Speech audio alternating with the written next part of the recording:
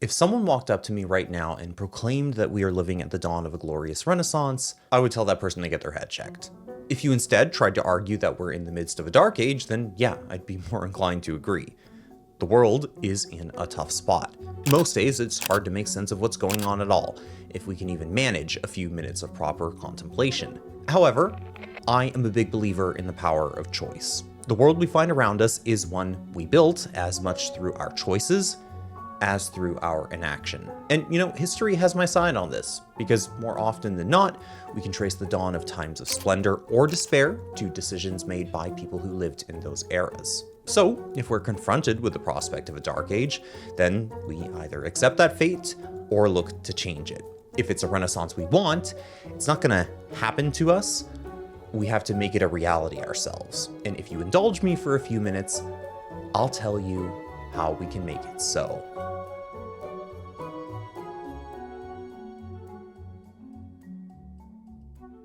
First, I want to be very clear about the type of renaissance I'm talking about. The word gets thrown around quite a bit, and as a result, it's kind of lost its gravitas over the years. A renaissance is not a mild improvement in conditions. It's supposed to be a rebirth, the flowering of a civilization that is akin to a quantum leap in intellectual and creative output.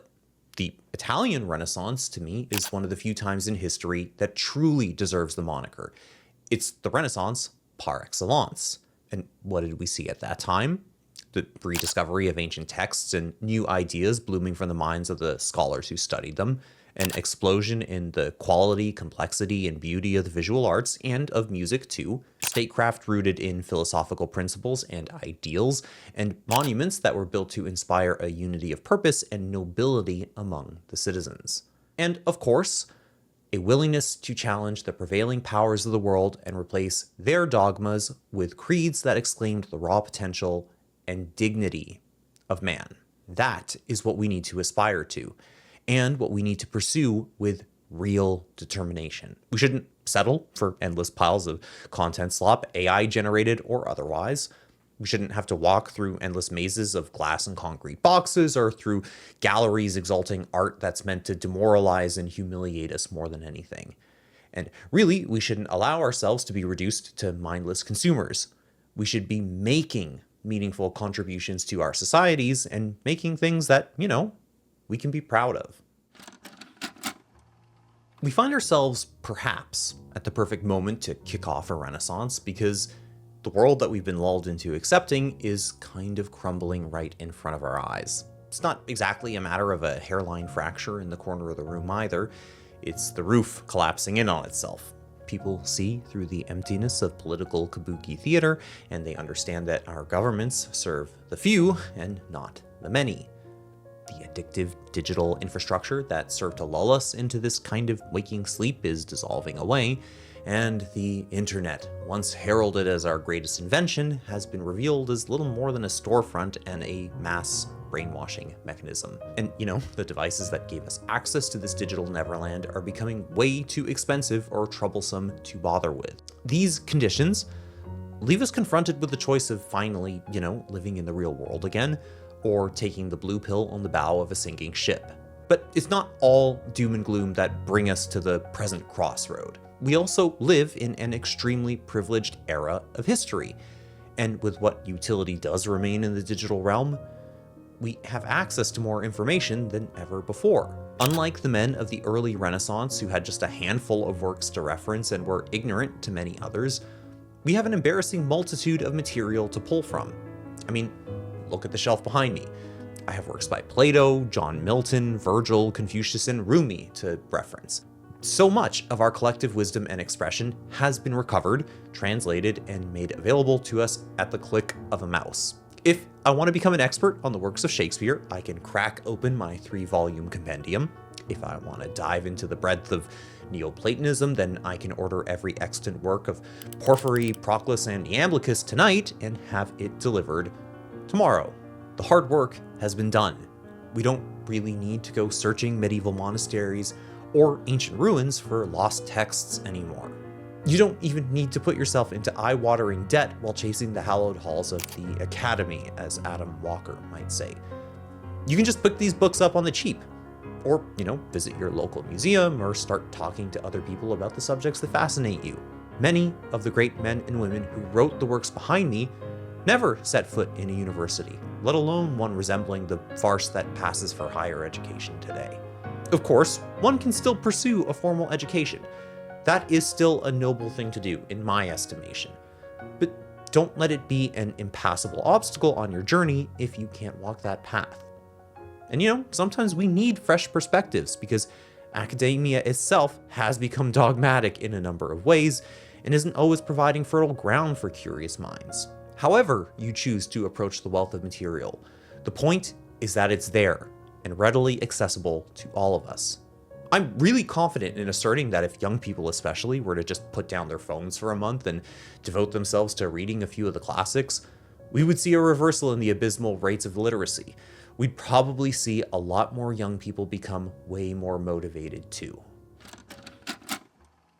Once we find ourselves engaging with the classics, with the great works of our ancestors, then, I believe, we will come to the decisive moment. Preparation is key. It's great. But without execution, you end up empty-handed. So, armed with all this knowledge and the will to build something better, we need to turn our focus to making real, tangible things. Now, you may argue that personal computing won't go away entirely and that much of what we still do is going to require engaging with the digital space in some capacity. Sure, I can concede that, to a point. I'm sure we'll still have to access some way to type without having to resort to a typewriter. I certainly hope so. You can talk to the Linux folks, for example. They are wizards at turning supposedly obsolete tech into serviceable tools. And, obviously things like video editing, music creation, and a number of other disciplines are made way easier with digital tools. So I'm not saying to throw those all away entirely. My imperative to you is that however you choose to pursue your work, you come away with something physical at the end of the day, something you can actually grasp in your hands. A finished work is good. A finished work preserved for future generations is priceless. If you write a book and you get it published, well, that's amazing. Now, there are physical copies that can float around the world and meet people physically in the spaces that they move through. It's so often the case for me that a curious spine or cover is enough to grab my attention and lead to an incredible discovery at the bookstore. I found most of these guys that way. And I'm pretty sure it's analogous to the experience that Cosimo de' Medici's circle and everyone else in the Renaissance, had when they were first getting their hands on these books that were smuggled in from Byzantium. And I mean, look, even if you have to self-publish and bind your own books, there's still a sense of real satisfaction there. In fact, I'd argue you can make a more personal connection sharing your sparse copies with people that you know will actually appreciate them and, well, read them. If you're a musician and your work is actually really good, then make CDs or vinyls. And again, share that stuff around. Good music goes really far in setting a mood and dispelling even the foulest of auras. You don't need to become a superstar to contribute meaningfully to the culture either. Just being the soundtrack to your local scene has way more impact than the soulless tracks that just serve as background noise more than anything else on the radio or on Spotify or whatever. Transforming our physical spaces is also crucial in turning the tide against the bland monoculture we exist in. The sterility of contemporary architecture and the absolute absurdity of contemporary art have a real demoralizing effect on us. These things, to be blunt, are designed to humiliate us and make us feel like we're just drifting through an abstract world with nothing firm to grasp onto. But all it takes is a flash of true beauty to restore our humanity and our dignity. For example, every time I visit the Royal Ontario Museum to sketch the collection there, I'll always take a moment to stop by and look up at the rotunda, the beautiful mosaic that's on one of the dome ceilings there. It evokes something so ancient, even though I know it's a much younger piece. Or maybe I'm visiting a little museum or gallery in a town in the middle of nowhere, and, when you're there, you find a portrait from the 19th century where there was still that discipline and reverence paid to depicting the human form, and it just kind of makes the whole visit worth it. A banana, on the other hand, taped to a wall is just a mockery, and it only does harm to our culture. So as artists, it's imperative on us to push for real excellence in what we do and get our work out there wherever we can to create spaces that inspire and uplift our fellow man. Yes, in that case, we may be coming up against the institutions, but there's no shame in pursuing a smaller gallery or hanging up your work in a cafe or just decorating your own home. I don't know, give your friends and your family your artwork too.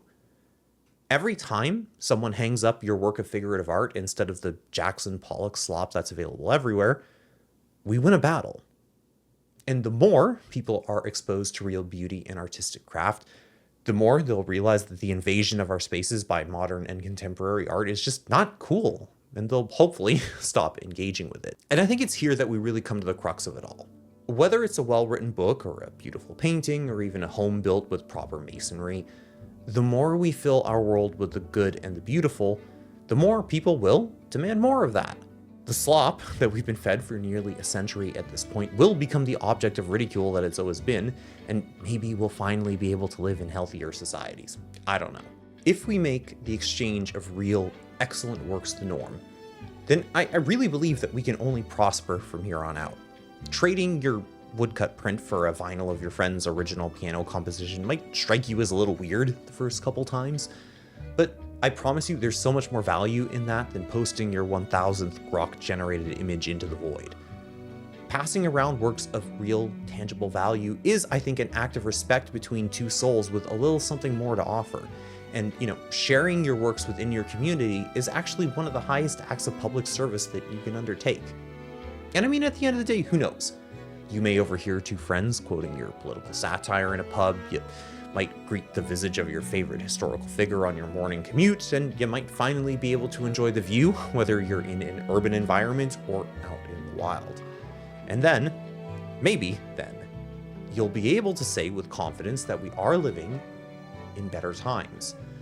One might even venture to say, a renaissance.